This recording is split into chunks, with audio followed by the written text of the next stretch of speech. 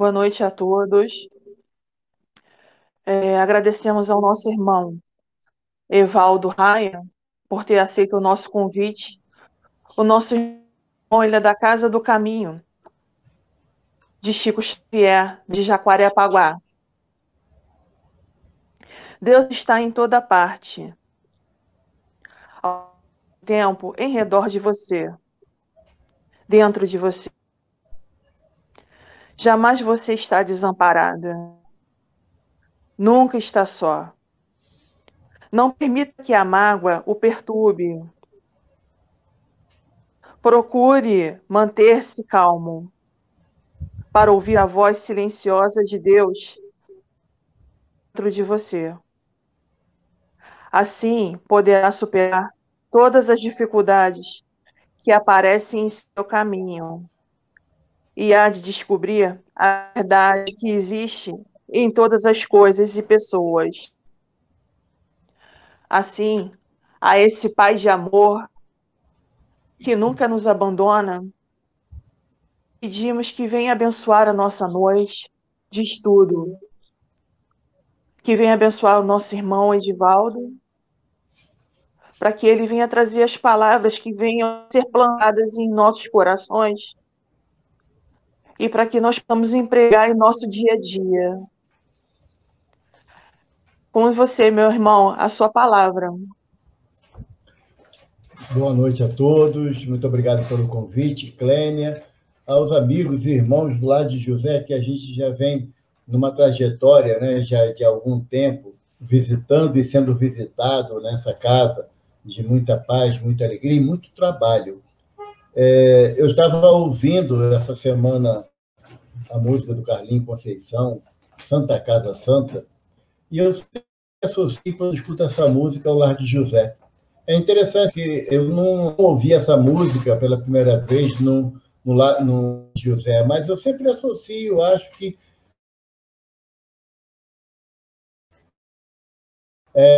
chama a atenção para a tarefa de José. E nós, sempre que somos convidados, nós temos uma alegria muito grande de estar reunidos, porque sabemos que são corações amigos e corações amorosos. E, acima de tudo, corações caridosos, que nos suportam no sentido de dar suporte e não de aturar. Mas hoje a nossa proposta de conversa, de bater um papo, ela está no capítulo 17 do Evangelho segundo o Espiritismo, Sede Perfeitos. E no item 4, os bons espíritas. É um tema onde o senhor Allan Kardec vem encerrando sobre a característica dos bons espíritas ou do verdadeiro espírita, e que nós nos atemos no parágrafo de número 1, 2, 3, 4, no parágrafo de número 5 dessa mensagem do Allan Kardec, aonde nós vamos ler o trecho do parágrafo e tentar conversar acerca do trecho final desse parágrafo, onde Kardec vem nos dar uma percepção do que é o verdadeiro espírita. Mas nós temos que sempre fazer um preâmbulo para que possamos nos associar à proposta do codificador, estabelecer o que é o verdadeiro espírita, o que é os bons espíritas. Será uma classe diferenciada da sociedade humana, estabelecida a partir do advento da terceira revelação, instituída em 18 de abril de 1857, com o lançamento do Livro dos Espíritos? Evidentemente que não. Não é a finalidade criar uma classe diferenciada ou de um sistema de religião diferenciado, porque a doutrina espírita ela é um corpo de doutrina composto por ciência, filosofia e religião, mas não a religião como estabelecida nos moldes atuais. Não é uma religião no sentido de termos sacerdote, de termos um papa que nos dirija, ou uma outra autoridade eclesiástica que nos dirige, que nos direciona. Não é religião no sentido de que não tem ritual e nem tem práticas exteriores para justificar o nosso conceito de religiosidade. Nós somos uma religião no sentido de que o conceito moral que nós nos atemos, que serve de base para o nosso entendimento, é a moral cristã. A doutrina espírita, como o senhor Allan Kardec coloca na introdução do Evangelho segundo o Espiritismo, ela se atém à parte moral da missão do Senhor Jesus aqui na Terra. Nós não nos atemos à parte material, de nascimento, ou das gerações anteriores de Jesus. Isso para a gente, não que não tenha importância, mas não é o ponto abordado. Nós abordamos a parte moral ou moralizante. Como diz o Sr. Allan Kardec, a doutrina espírita ela é ciência porque tem que explicar aquilo que almejamos compreender. É filosofia que estabelece um conceito de identificação daquilo que é trazido através da ciência. E tem um sentimento de religiosidade estabelecido na moral evangélica, na moral do evangelho que Jesus nos trouxe. Então, os bons espíritas, ou o espírita verdadeiro, como é o tema da nossa conversa, se estabelece a partir do evangelho, e não de concepção filosófica ou científica. Nós estabelecemos, como diz Kardec na primeira folha do Evangelho segundo o Espiritismo, que fé inabalável só o é a que pode encarar a razão em todas as épocas da humanidade. Fé inabalável. Esse conceito da moral cristã transforma a nossa fé de inabalável. O que é fé? Nós temos que estabelecer um entendimento. Fé não tem nada a ver com crença, com acreditar. Fé vem de confiança, de fidelidade. Eu sempre de repetir, porque temos a oportunidade de sermos esclarecidos por aquilo que Emmanuel nos propõe. Emmanuel nos propõe, no Pensamento e Vida, que a fé ela é estabelecida pela consciência daquilo que nós seguimos, ou das orientações que nós recebemos, e não simplesmente por uma terminologia de crença. A fé, ela transforma a crença em verdade, em conhecimento. E eu costumo dizer, se alguém me pergunta se eu acredito na reencarnação, eu digo que não. Eu não acredito. Se alguém me pergunta se eu acredito na vida espiritual, na vida futura, eu digo que não acredito.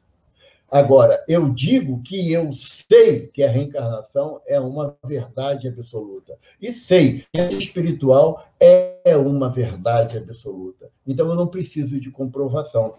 Porque quem tem fé sabe. Quem tem crença, acredita. E quem acredita precisa ser provado constantemente para que a sua crença se estabeleça. Então, essa é a grande diferença em relação ao que propõe o senhor Allan Kardec em relação à moral do Cristo. A moral do Cristo, nós temos que saber que é o caminho e não simplesmente acreditar. Num determinado momento, no final da jornada do Mestre aqui entre nós, Jesus pergunta aos discípulos, vocês creem em Deus? E os discípulos respondem, claro, mestre, cremos no Deus de Jacó, de Isaac, no Deus de Davi, de Salomão. Aí Jesus fala assim, o diabo também crê em Deus, ou seja, aquele que se opõe às verdades do Evangelho também crê em Deus. Faça a vontade de Deus que o diferenciará do inimigo ou daquele que discorda. Então, ter fé é seguir fielmente os ensinos que Jesus nos propõe através do seu Evangelho de iluminação íntima, de iluminação interior. É pessoal a iluminação que o Evangelho propõe na minha vida. Não tem como eu iluminar ninguém com a minha fé. Eu posso provar ao outro que a minha fé é inabalável. Nesse contexto de fé inabalável, nós estamos lendo aqui, então, no 5º parágrafo do item 4, os bons espíritas, e o senhor Allan Kardec nos coloca assim, aquele que pode ser, com razão, qualificado de espírito verdadeiro e sincero, se acha em grau superior de adiantamento moral. O espírito que nele domina de modo mais completo a matéria, dá-lhe uma percepção mais clara do futuro. Os princípios da doutrina lhe fazem vibrar fibras que nos outros se conservam inertes. Em suma, é tocado no coração, pelo que inabalável se lhe torna a fé. Um é qual músico que alguns acordes bastam para comover, ao passo que outro apenas ouve sons. E agora sim, reconhece-se o verdadeiro espírita pela sua transformação moral e pelos esforços que emprega para domar as suas inclinações mais. Enquanto um se contenta com o seu horizonte limitado, o outro, que apreende alguma coisa de melhor, se esforça por desligar-se dele e sempre o consegue se tem firme a vontade. Nós vamos a ter a codificador. Reconhece-se o verdadeiro espírita pela sua transformação moral e pelo esforço que emprega para domar as suas inclinações más. E aí nós vamos começar a nossa conversa esclarecendo, primeiro, o que é transformação moral? O que é moral no sentido mais expressivo dessa terminologia? Moral é aquela atitude que você toma mesmo que ninguém esteja vendo. É agir corretamente dentro de um conceito de moral elevada proposto pelo Evangelho de Jesus, aonde você não precisa ter a presença de A ou B para classificar a sua conduta como digna. Ou, em última instância, moral se estabelece a partir do momento em que você realiza a prática da consciência tranquila, onde você estabelece que a sua conduta em nada te desabona. Você não teria nenhuma preocupação caso alguém lhe encontrasse na rua em virtude de alguma atitude indevida que você tomou. Sempre se coloca na questão da moral ou da consciência tranquila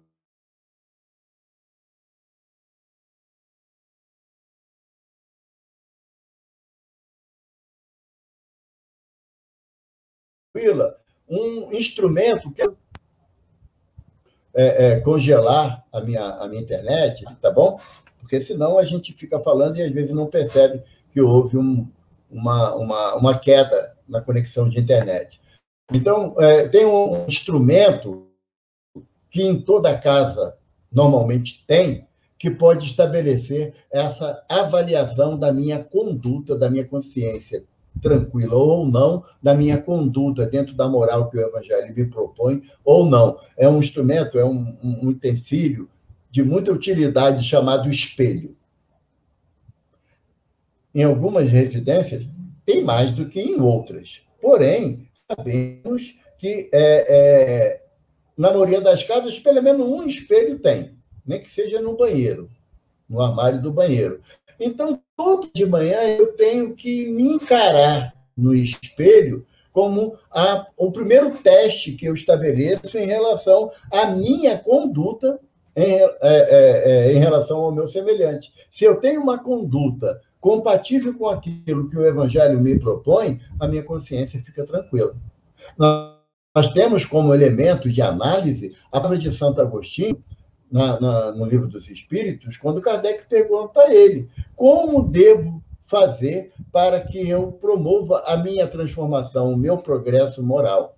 Aí Santo Agostinho fala assim: um sábio da antiguidade já vos disse, conhece-te a ti mesmo. E aí Kardec não se dá por vencido. Sabemos dessa máxima, diz Kardec, mas como eu estabeleço essa conduta de conhecer a mim mesmo? E aí Santo Agostinho nos dá um exemplo que ele próprio se fazei como eu fazia quando estava no plano material. Quando ia me deitar, analisava os meus atos durante todo o transcorrer do dia, para saber se algum irmão tem alguma queixa sobre mim diante da minha atitude. Não é se eu fiz alguma coisa que incomodei alguém, se fiz alguma coisa errada, chateei, que magoei. Não. É a visão do outro. Porque o outro ele vai agir com muito mais sinceridade do que eu. Porque quando eu chego diante do espelho, olho para mim no espelho, eu tento justificar as minhas atitudes indevidas em relação ao Evangelho de Jesus. Eu estou sendo correto? Não.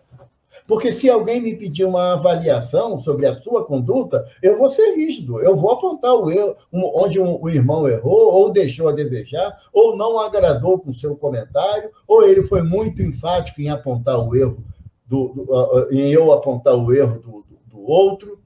Então, eu tenho que agir na mesma medida comigo, na hora que eu faço essa avaliação a cada manhã. E tenho como proposta a alteração da minha conduta naquilo que a minha consciência não me dá a tranquilidade de agir ou de encaminhar os meus passos no dia que se inicia.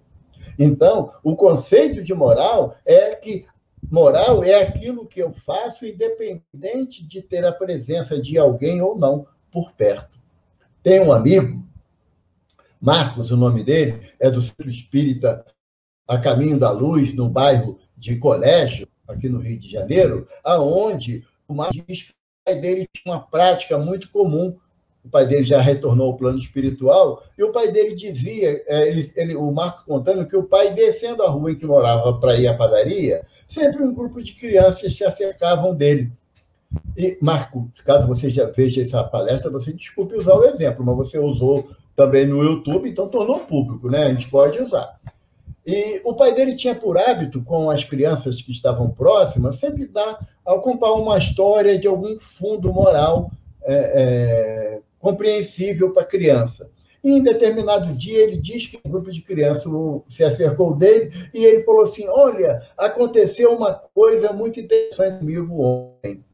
E aí perguntaram: fala para nós. Pois aí, eu descendo a rua, encontrei uma nota de R$50. Aí as crianças arregalaram os olhos, né, de brilhar. Poxa, que sorte, hein, tio? Ele, pois é. Peguei a nota, dobrei, guardou no bolso ou na carteira? Não, ficou na mão mesmo. E continuei descendo a rua. Mais adiante, vinha uma jovem meio preocupada, olhando pelos cantos, bem esbaforida. E perguntei a ela: o que foi, minha jovem? O que você está assim tão desconcertada? Ela falou assim: eu perdi os únicos R$50 que minha mãe me deu para fazer uma compra que nós estávamos precisando. E aí, o pai do Marquinhos falou assim: aqui está o seu dinheiro, eu achei. E entregou a ela. Os garotos falaram assim: tio, tu fez isso mesmo? Ele falou: fiz. O dinheiro não era meu. Eu encontrei o dinheiro na rua. Não é pelo fato de eu ter achado o dinheiro que eu tenho o direito de ficar com ele. Aí uma das crianças falou assim: mas tio, não diz todo mundo que achado não é roubado? Aí o pai do Marquinhos falou assim: é verdade, tem esse ditado. Porém, Jesus nos manda que nós amemos ao nosso semelhante como a nós mesmos. Se eu perdesse o dinheiro, eu não ficaria feliz de alguém me devolver? Então, por que eu não faço o mesmo diante dele dinheiro que eu comprei? Então, a conduta moral, ela não pode estar atrelada à vigilância de A, B ou C. Até porque, como nos diz Paulo de Tarso na carta aos Hebreus, nós somos acompanhados por uma nuvem de testemunha. E baseado nessa nuvem de testemunha, porque Paulo lembra-se certamente das palavras de Jesus, quando o discípulo pergunta ao mestre: mestre, aonde devorar ao Pai? No templo, nas sinagogas ou no campo? E Jesus fala assim: quando tivesse de orar ao Pai, recolhe-te ao silêncio do teu quarto.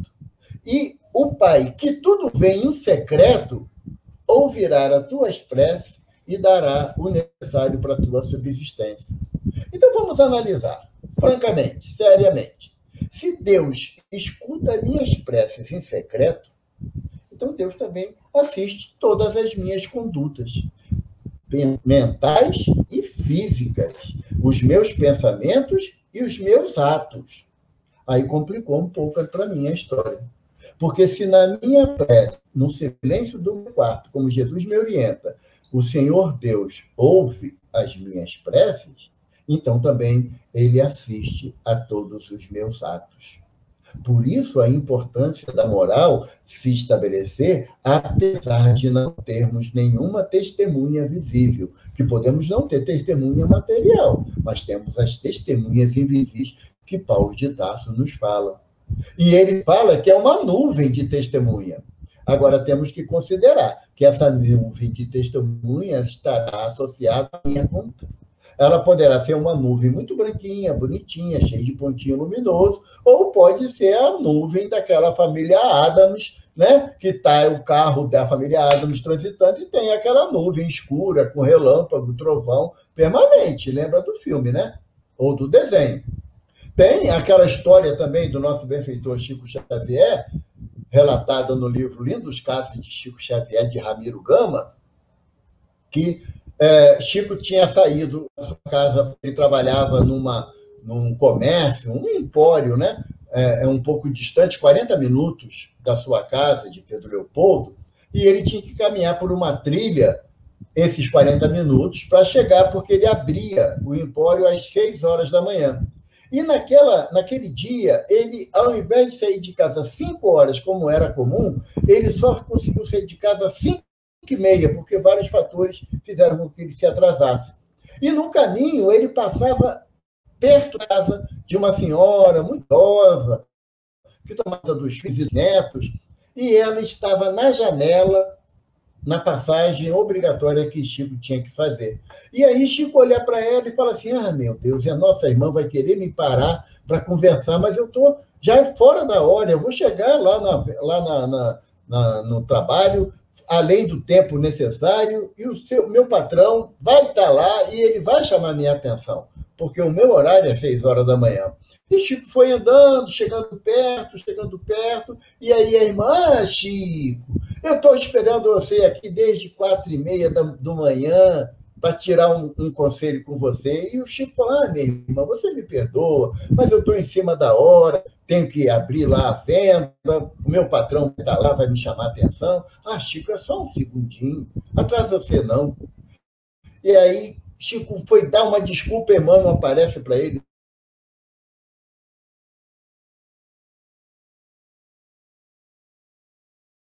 fala, atende a irmã. Aí Chico, obediendo, ele é psicografado do Dr. Bezerra de Menezes na noite anterior. E ela falou assim, Chico, Dr. Bezerra escreveu aqui nesse papel o que eu devo fazer para poder melhorar da minha dor no estômago.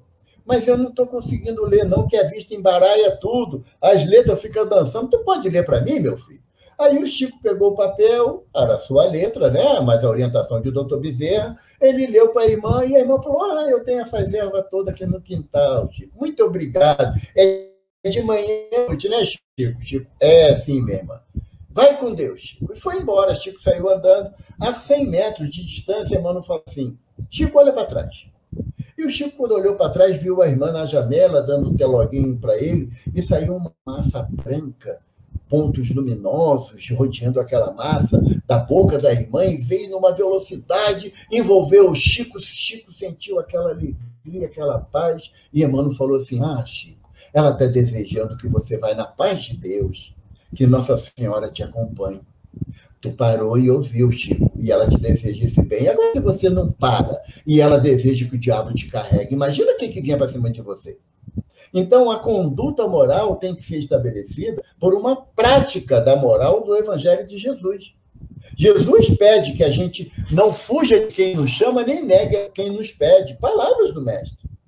São palavras do Mestre. Se eu não atendo aqueles que solicitam a minha atenção, a minha cooperação nas mínimas coisas, eu não posso estar com a minha moral tranquila, a minha consciência tranquila.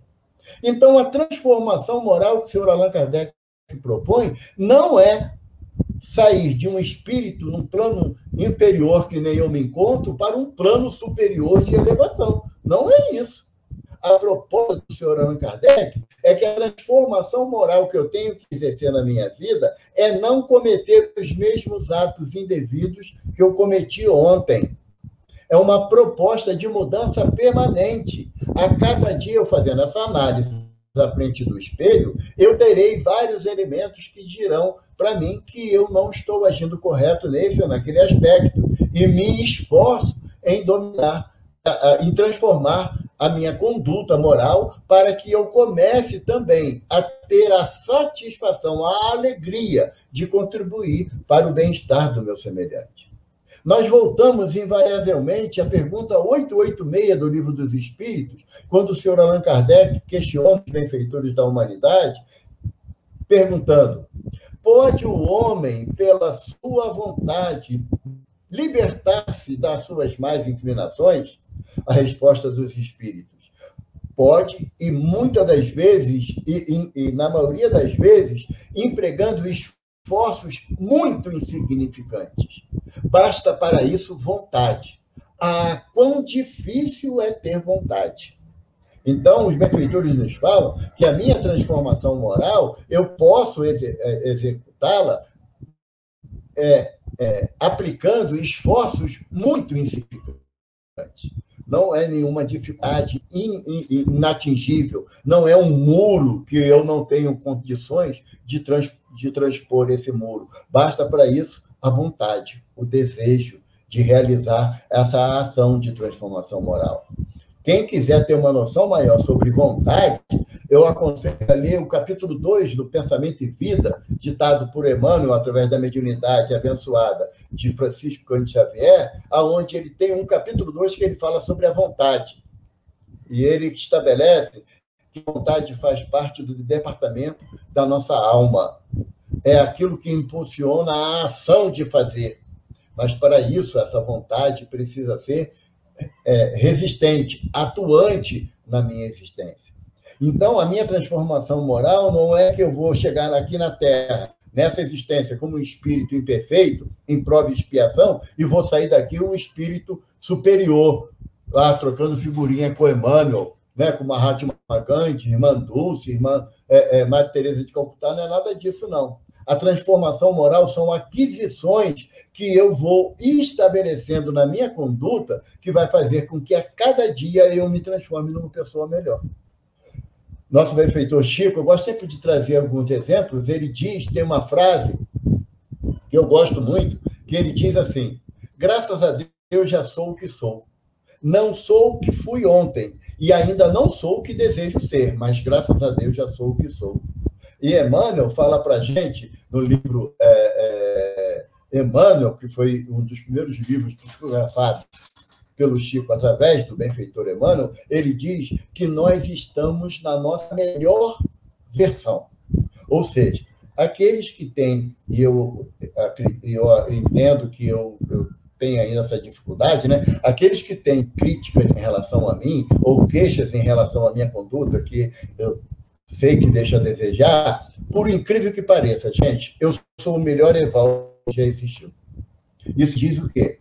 Que se eu sei que não está bom o negócio, imagina ontem. Imagina o que eu fui ontem. Imagina os erros que eu cometi durante N existências passadas que estão agora se estabelecendo na minha dificuldade de modificar a minha conduta, de me transformar moralmente. Não é a proposta do codificador. Não é uma atitude fácil, porque muita gente pode pensar, por termos aceitado a orientação, desculpe, por termos aceitado a orientação, e foi, fiquei franco. Vamos lá. É que vai ter que ser assim, a voz pode às vezes falhar. Mas, por eu ter aceitado as orientações da terceira revelação da doutrina espírita como consolador prometido por Jesus, não é só por isso que estabeleceu que eu saia evoluído, não. Ou um espírito... Obrigado. Vamos ver, se estiver cortando ainda o som, me avisa, por favor, tá, Miriam? Então, o fato de eu ser um adepto do espiritismo, de estudar a doutrina espírita, ela me aumenta a responsabilidade para a minha transformação moral, para que eu comece o processo de conduta de espírita verdadeiro. Todos nós temos a oportunidade de nos melhorarmos diariamente. A cada momento nós temos a oportunidade do recomeço. A cada manhã é uma possibilidade que o Senhor Deus me faculta de, analisando a minha conduta ontem, não estabelecer os mesmos atos indevidos hoje. Se eu conseguir isso, já valeu a pena a minha existência. Não adianta. A benfeitora Meimei fala para a gente numa frase que as condutas ou os feitos de grande monta são dignos de falsos profetas. Todo mundo gosta do Divaldo Pereira Franco, Raul Teixeira, mas alguém quer ter a preocupação e a tarefa deles na realização daquilo que se comprometeram no plano espiritual? A gente olha nosso irmão Divaldo, 93 anos nessa atual existência, lutando com as suas dificuldades orgânicas, mas não abandonando a tarefa nenhuma vez. E quantas vezes eu estou com dor de cabeça e não quero ir na casa espírita? Eu estou com resfriado, digo que hoje não vou, que eu não estou bem. Divaldo não tem oportunidade de fazer isso, como Chico também não. Nosso irmão Raul Teixeira, acometido de um AVC, mesmo não tendo mais a faculdade da fala como era veemente, ou da movimentação, manteve-se atuante no movimento espírita, acompanhando de perto todos os trabalhos realizados na nossa doutrina. Então, a transformação moral ela é gradativa e permanente. Não é passe de mágica, não tem a figura do gênio da lâmpada. Isso é a transformação moral. Ainda não chegamos na segunda fase dessa afirmação do senhor Allan Kardec. Não chegamos. A primeira parte da frase, tão clássica dentro da doutrina espírita, é essa, que o verdadeiro espírita se reconhece pela sua transformação moral. E temos que abordar, mesmo que seja num espaço de tempo menor, porque o nosso tempo vai se voando, quando Kardec coloca que, apesar da transformação moral, eu ainda tenho... Eu vou ler para vocês não acharem que é invenção da minha cabeça, gente. Ele coloca assim, reconhece-se o verdadeiro espírita pela sua transformação moral e pelos esforços que emprega para domar suas inclinações mais. Aí que entra a maior dificuldade do Evaldo. Aí que entra a maior dificuldade. Porque domar as mais inclinações é que é minha encrenca. E o interessante é que o codificador coloca a frase, a palavra, o verbo domar. E domar nos remete a uma ação aonde eu preciso exercer alguma violência para que a fera não me ataque. Lembra nos filmes que, graças a Deus, hoje não existe mais na apresentação dos circos, que antigamente tinham o domador de leões, domador de feras, né? Pintava aquele homem numa jaula imensa, lá 3 leões, ele de fraque, cartola, com um chicote e uma cadeira na mão. Lembra desse negócio? Dessa simbologia?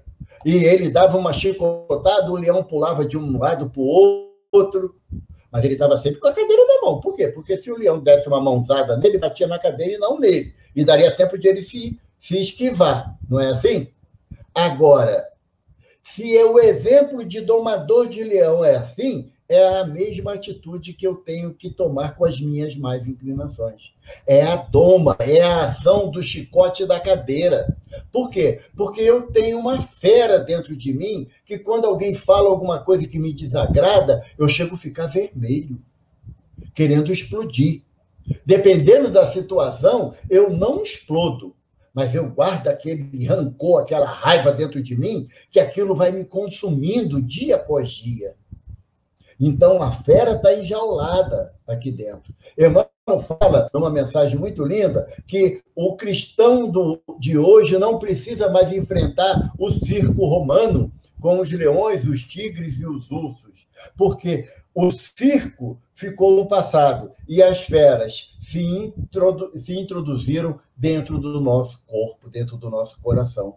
Então, por isso que o codificador coloca a necessidade de domar as más inclinações. A cada dia, eu tenho que exercer uma vigilância permanente. Permanente. Se eu não sei o que eu vou falar para o outro, pelo amor de Deus, Evaldo, cala a boca. Não fala. Porque essa franqueza franqueza de que a síndrome da Gabriela, nasci assim, vou viver assim, vou morrer assim, isso daí não se aplica ao conceito da doutrina espírita, que nos apresenta a certeza, a verdade da continuidade da vida, que a continuidade da vida ela é eterna. Nós somos almas imortais. Então, essa proposta de transformação moral e de domar as minhas más inclinações está associada invariavelmente à eternidade. A cada existência eu tenho a oportunidade dessa transformação. Eu, na minha dificuldade, nos meus impeditivos pessoais, eu não promovo a minha transformação o mais rápido, como dizem os benfeitores na 886.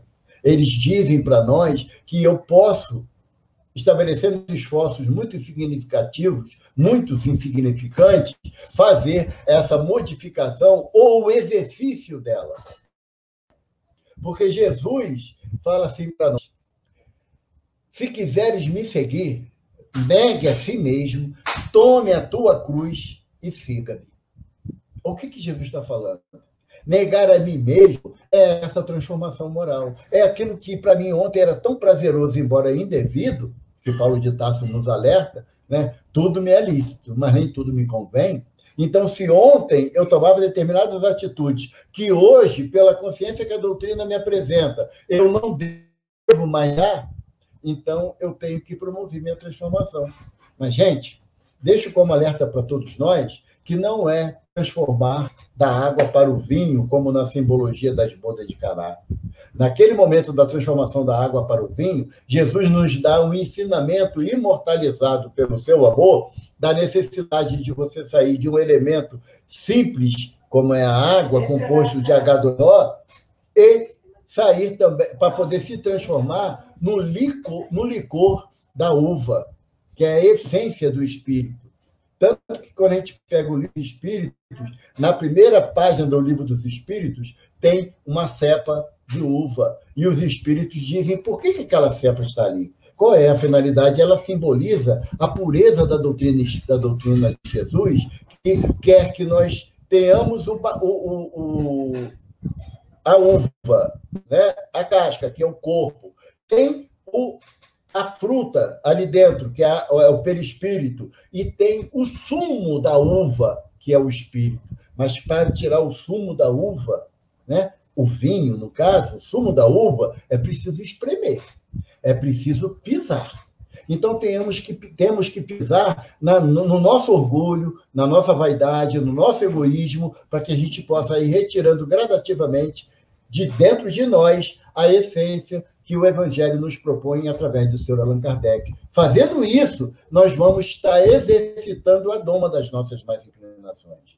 Para finalizar, que nosso tempo está esgotando, nós lembramos a frase imortalizada pela vida de Paulo de Tarso, quando ele diz, no final da sua trajetória, já prestes a ser decapitado por ordem de Nero: lutei o bom combate, guardei a fé e venci.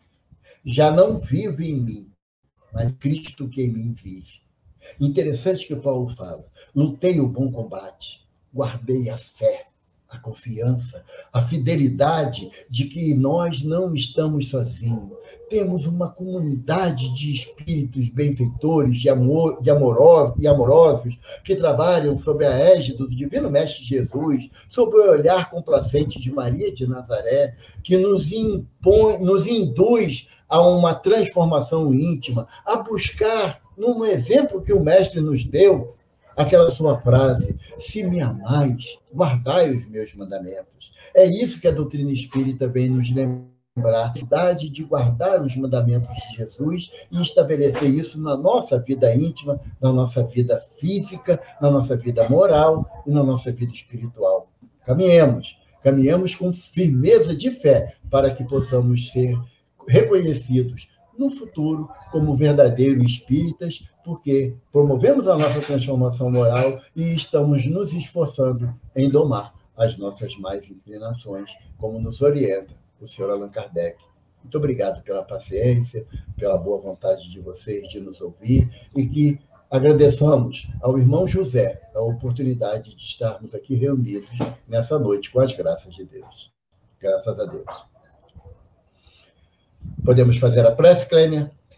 Nós agradecemos ao nosso irmão Evaldo pelas palavras e que o estudo de hoje fique guardado conosco. Isso. Que possa domar os nossos leões, né? Isso. E um dos maiores leões que nós temos é o nosso orgulho e a vaidade. Perfeito. E você pode, por gentileza, fazer a prece? Com as graças de Deus. Vamos fazer. Vamos conversar, né, como as crianças, né? Conversar com o Papai do Céu, elevando nossos pensamentos através de Jesus de Nazaré, ao nosso Pai Criador, lembrando a figura amorosa que Jesus nos apresenta como Abba, Papai. Na prece dominical do Pai Nosso, relembramos, Senhor, a tua bondade infinita por toda a humanidade terrena. E te rogamos, Senhor Deus, que espraia sobre todo o nosso planeta, que vive momentos tão conturbados, de dificuldades de entendimento acerca das mutações que são necessárias acontecerem para que possamos caminhar visando sempre a fraternidade, o amor e a caridade. Permita, Senhor Deus, que através de Jesus, esses espíritos benfeitores, benfazejos, nos oriente, nos envolvam, para que possamos, Senhor, amparados pelos teus trabalhadores, sermos bem-sucedidos nos nossos empreendimentos de transformação íntima, de buscar dominar as nossas más inclinações, Jesus, mas não para a satisfação dos nossos egos, mas para melhor servirmos aos nossos semelhantes através do amor que tu nos envolve. Ser conosco, Jesus, despedindo-nos em paz, para que possamos colocar em nossas vidas a tua palavra, que são palavras de vida eterna. Graças a Deus e graças a Deus. Obrigado.